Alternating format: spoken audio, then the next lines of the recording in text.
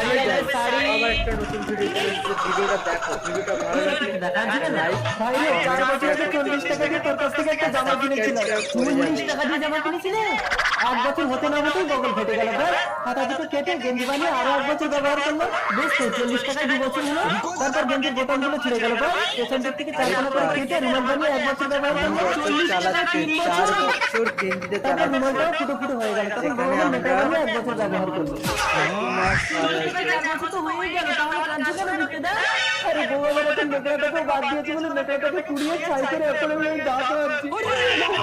আমার 40 টাকা জলে গেল। কি গো, এই শাড়িটা কিনে দাও না, 3000 টাকা। দাদা হার্ট অ্যাটাক হয়ে গেছে, 3000। মেয়েদের কি বেশি লাগে? আরো কমায় যায় না ভাই, মেয়েদের যত দামি শাড়ি দেই না কেন সেই মেয়েদের তোমার কোন পার্টটা ভালো লাগে? কমেন্টে গিয়ে বলো।